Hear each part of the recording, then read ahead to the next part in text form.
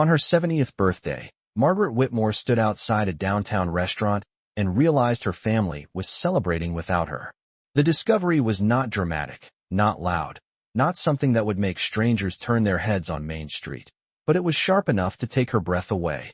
Through the tall glass windows of the harbor room, she could see gold balloons shaped like the number 70 tied to the backs of polished mahogany chairs, a long white tablecloth stretching nearly 20 feet across the private dining area. And at the center of it all stood her daughter-in-law, Ashley Whitmore, raising a champagne flute. Beneath a banner that read "Happy Birthday" in looping silver letters, Margaret watched as Daniel, her only son, slipped an arm around Ashley's waist and smiled for a photograph, the camera flash reflecting against crystal water glasses and neatly folded linen napkins.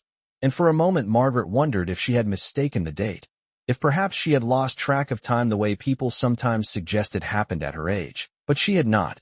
She had marked this day on her kitchen calendar months ago, circled it in blue ink, and even ordered a small vanilla cake from the bakery 3 blocks from her colonial-style home in Westport, Connecticut, a cake that now sat untouched on her granite countertop beside a single unlit candle.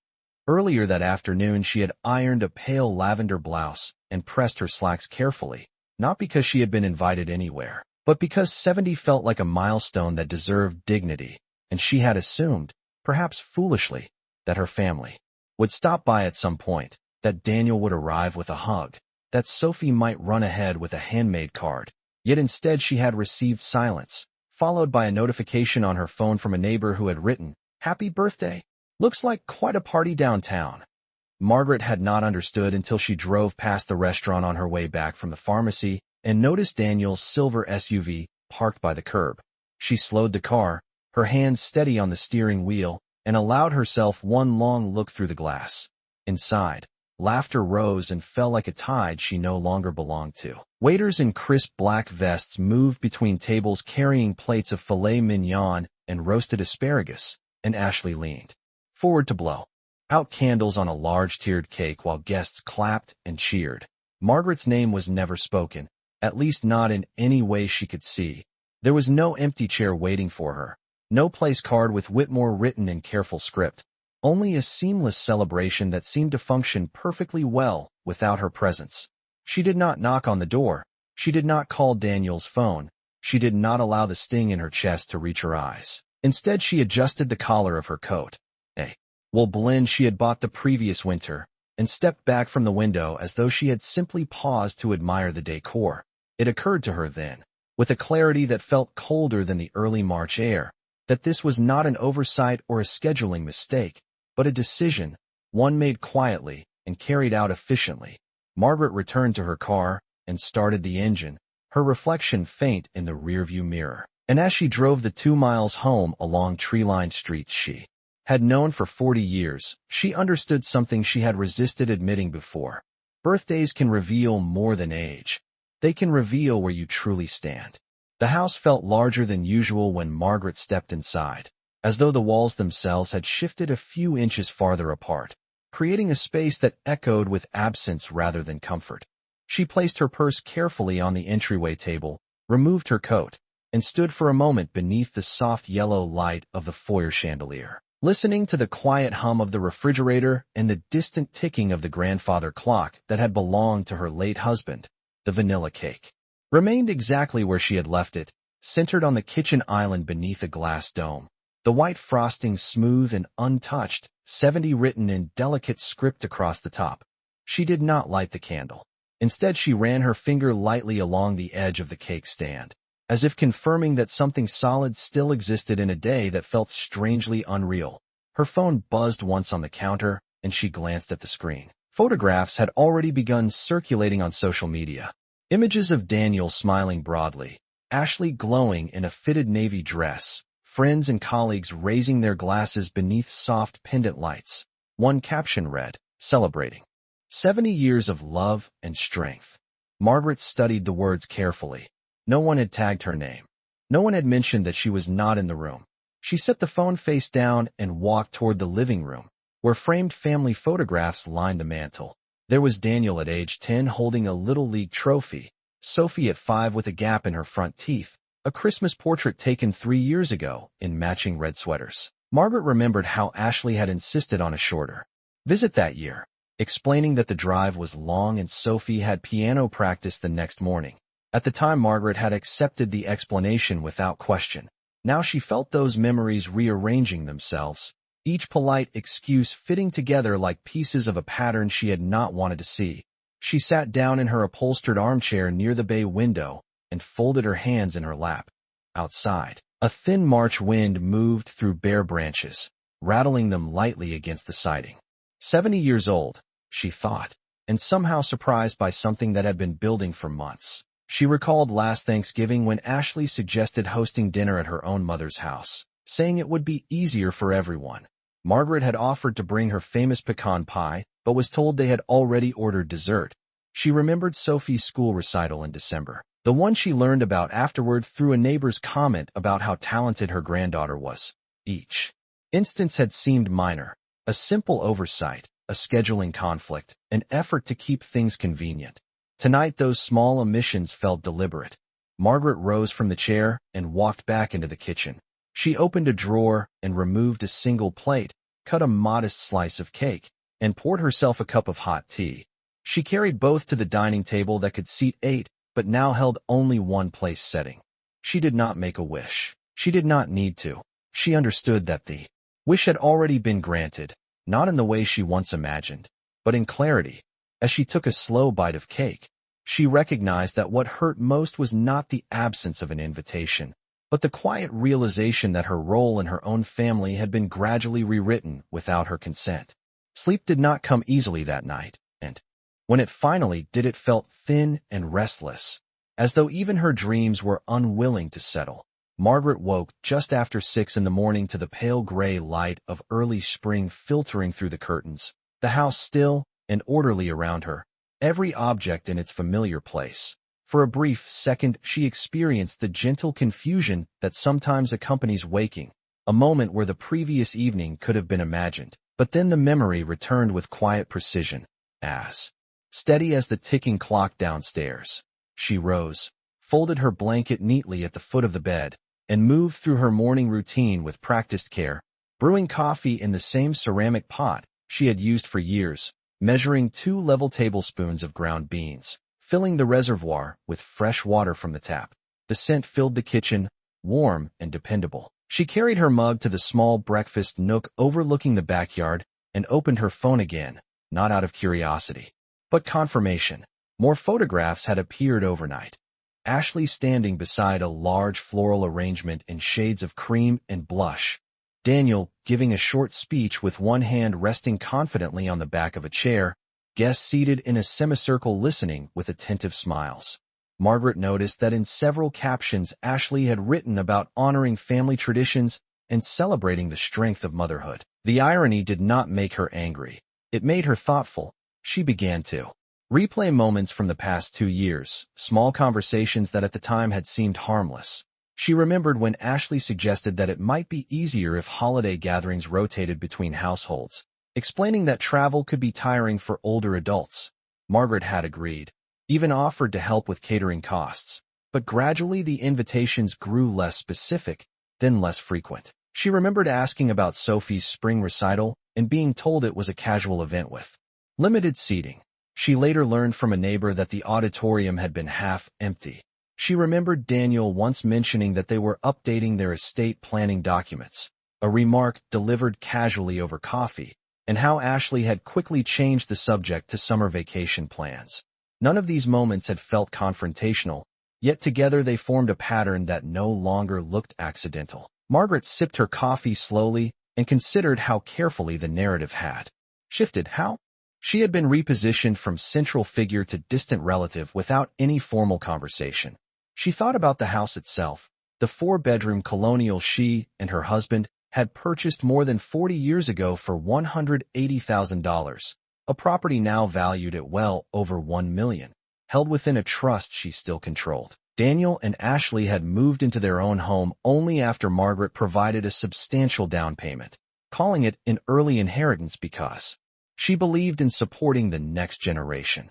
She realized now that generosity, when given without boundaries, can be quietly reinterpreted as obligation. The morning sun climbed higher, casting long rectangles of light across the hardwood floor.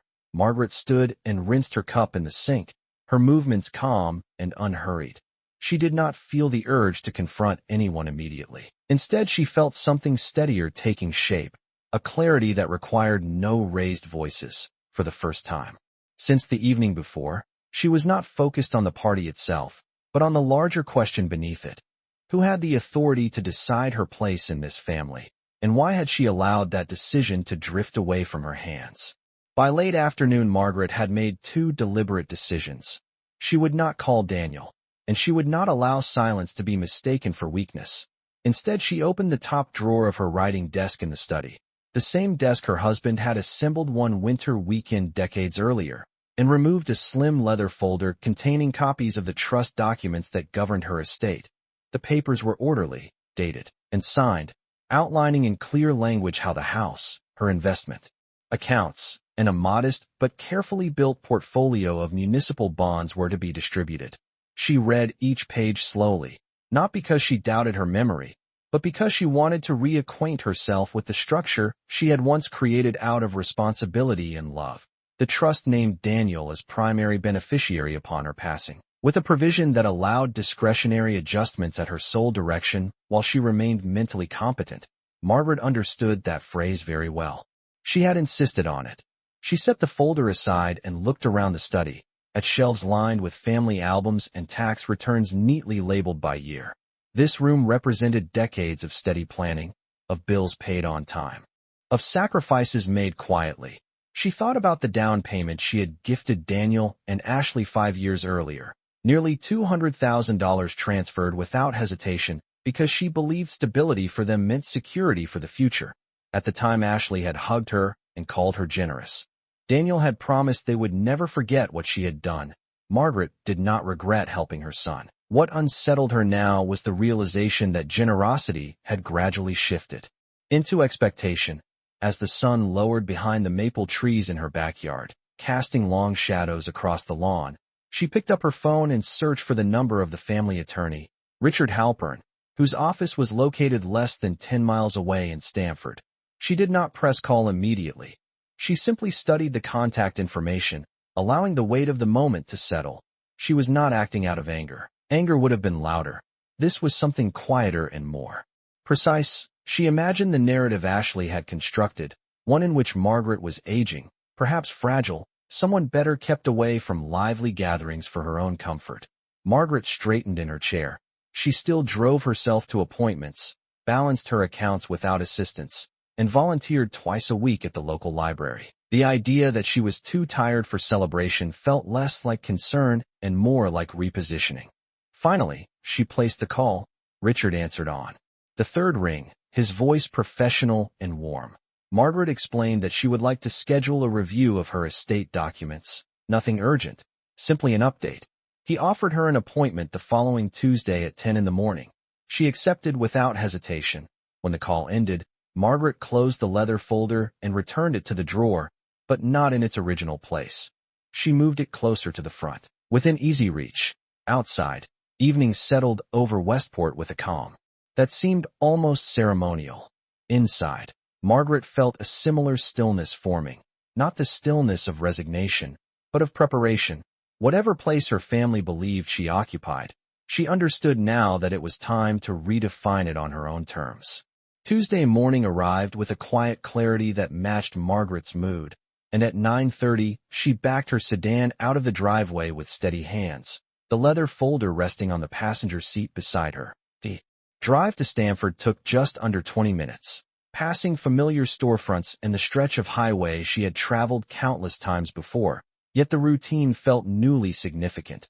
When she entered Richard Halpern's office, the receptionist greeted her by name and offered coffee, a small courtesy that reminded Margaret she was still seen, still acknowledged. Richard invited her into a conference room lined with shelves of legal volumes and asked how he could assist. Margaret spoke evenly, explaining that she wanted to review her trust and consider adjustments.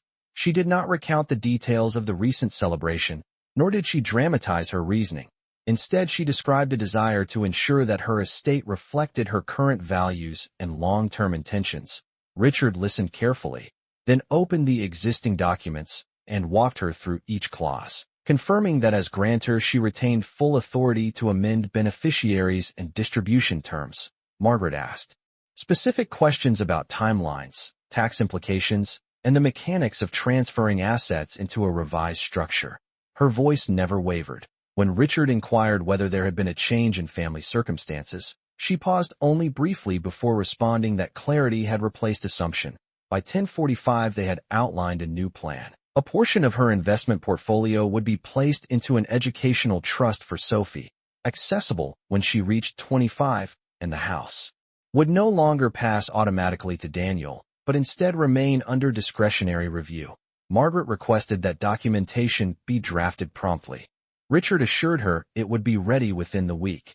As she left the building, the late morning sun reflected off nearby glass towers, bright and unambiguous. Back in Westport, she stopped at a local garden center and purchased a tray of early spring pansies, small blooms in deep purple and white.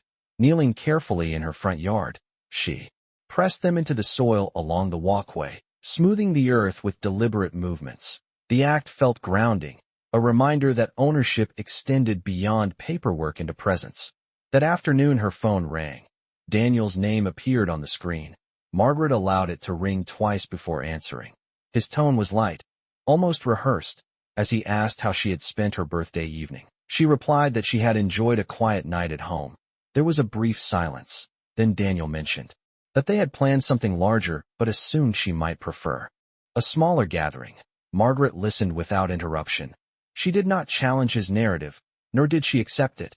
She simply acknowledged his words and wished him a productive week. When the call ended, she returned to the garden hose, watering the newly planted flowers in measured arcs. The soil absorbed the water steadily, and Margaret recognized that what she had begun was not an act of retaliation but of realignment. She was no longer reacting to exclusion. She was adjusting the foundation beneath it. By Friday afternoon, Richard called to confirm that the revised documents were ready for signature, and Margaret returned to his office with the same measured composure she had carried all week. The conference room table was neatly arranged with fresh copies of the amended trust, each page marked with small adhesive tabs indicating where her signature was required. Richard reviewed the updates carefully, explaining that the educational trust for Sophie would be managed by an independent fiduciary, ensuring that the funds could only be used for tuition, housing, or approved living expenses once she reached the specified age of 25. He also clarified that the house in Westport would remain solely under Margaret's authority, with no automatic transfer upon her passing unless she chose to reinstate that provision. Margaret listened, asked a final question about tax efficiency, and then signed her name in steady blue ink.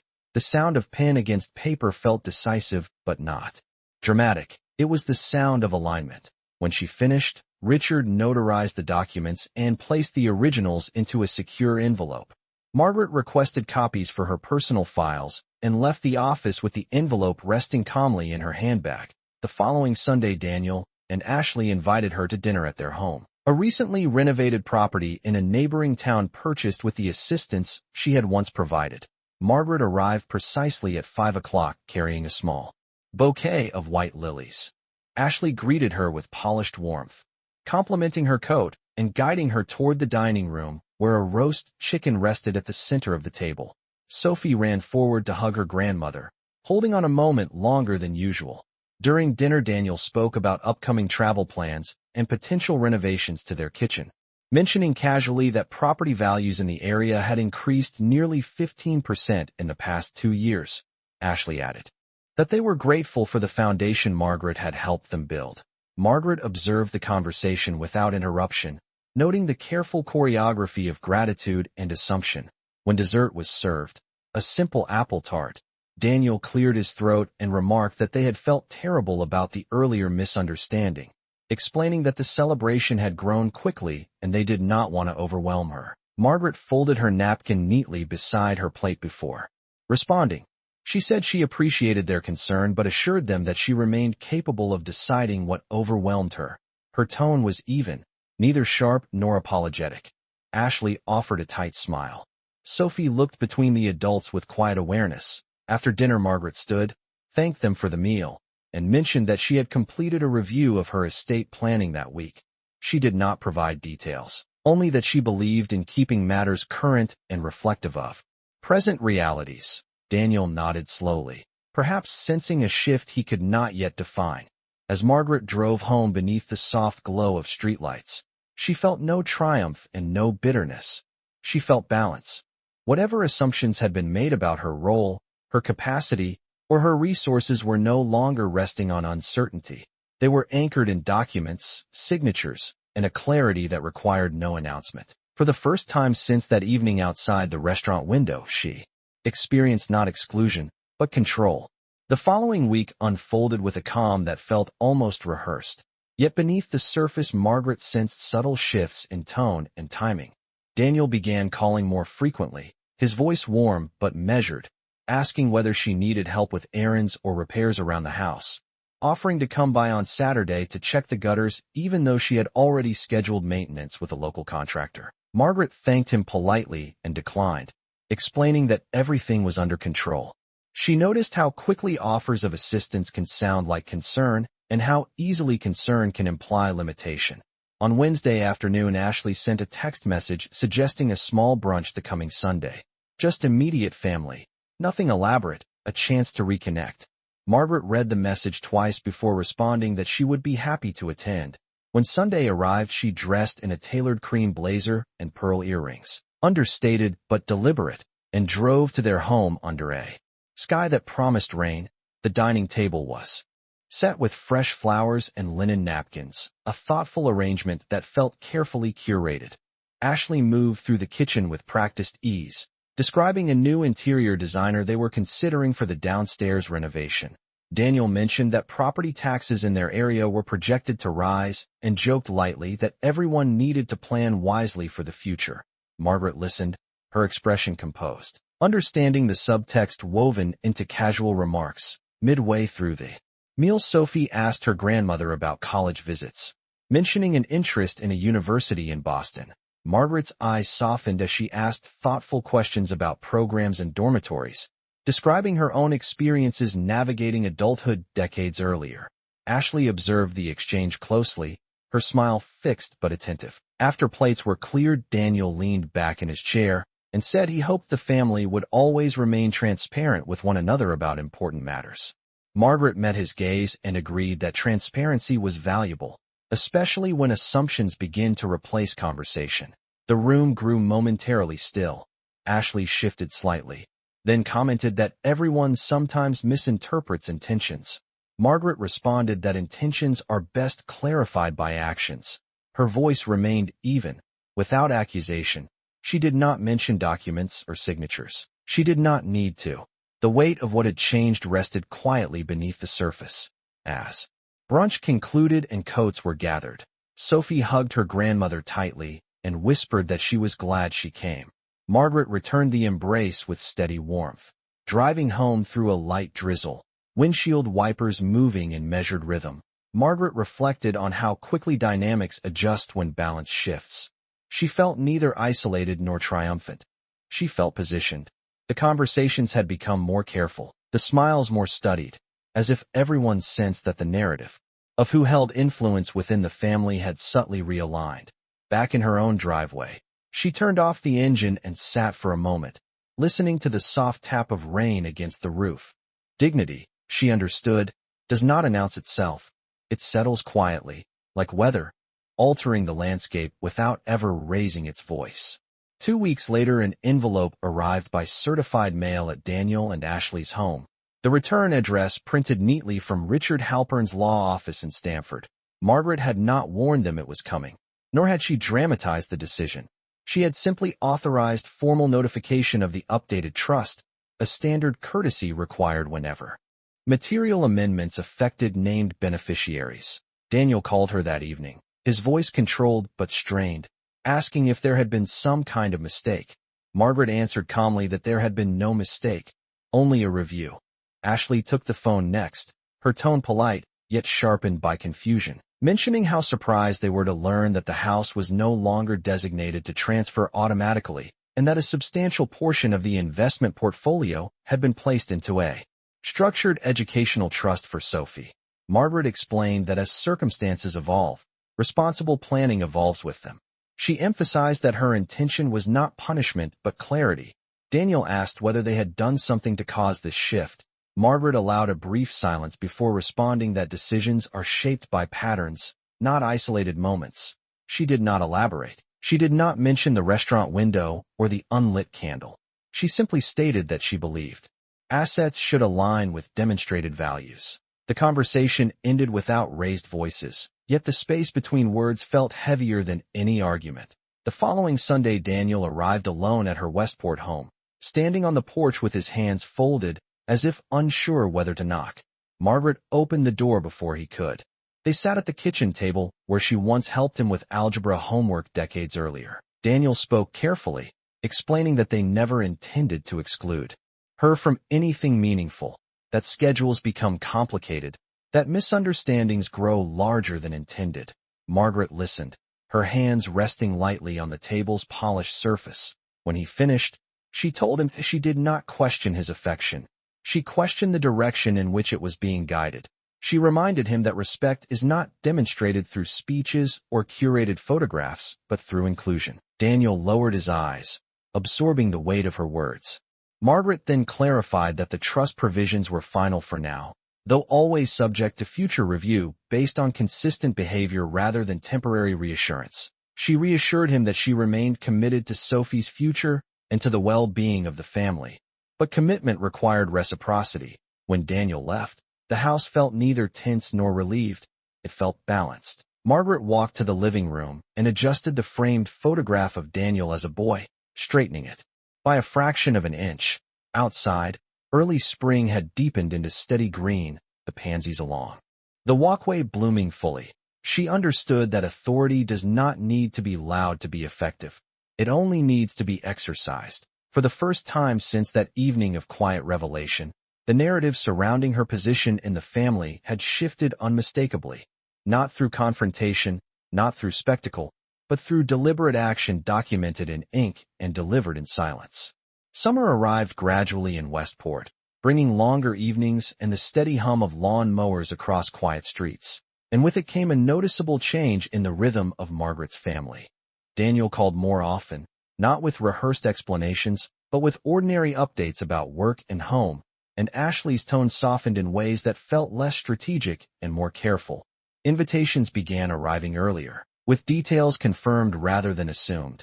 When Sophie's college acceptance letters came in, Margaret was the first person she called, her voice bright with excitement as she described campus tours and dorm layouts measured in square feet and walking distances mapped in city blocks. Margaret listened closely, offering thoughtful questions about tuition structures and housing options, aware that the educational trust she had established would soon transform from abstract provision into practical support. One afternoon, Sophie visited alone, sitting at the kitchen table where sunlight streamed across polished wood, and confessed that she had sensed tension during the past few months, but had not understood its source.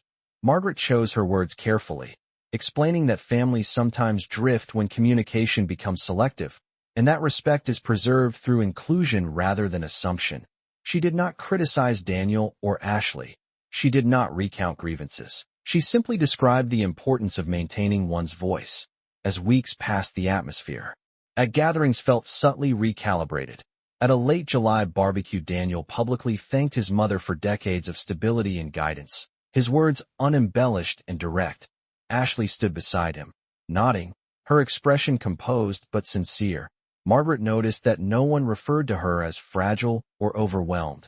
No one suggested she might prefer to stay home. When she offered opinions about travel plans or renovation budgets, those opinions were received rather than redirected. The shift was not dramatic, yet it was unmistakable. Authority, once exercised, had redefined the boundaries. On a warm August evening, Margaret sat on her back porch with a glass of iced tea, watching the sky fade from pale blue to deep indigo. The pansies had long since given way to summer blooms, and the house behind her remained solid and unchallenged, its ownership unquestioned. She reflected on the quiet sequence of events that had led here, from the moment outside a restaurant window to the steady signature on legal documents. Nothing explosive had occurred, no confrontation loud enough to draw on neighbors to their doors. Instead, there had been recognition, adjustment, and consequence. Daniel now visited with intention rather than convenience, and Ashley addressed her with a respect that felt grounded rather than performative. Margaret understood that relationships do not transform overnight, but they do respond to clarity. As twilight settled over the neighborhood, she felt neither victorious nor vindicated. She felt aligned. She had not demanded celebration or apology. She had simply reclaimed her position, and in doing so she had reminded everyone, including herself, that dignity maintained quietly can alter the course of a family more powerfully than any public spectacle ever could.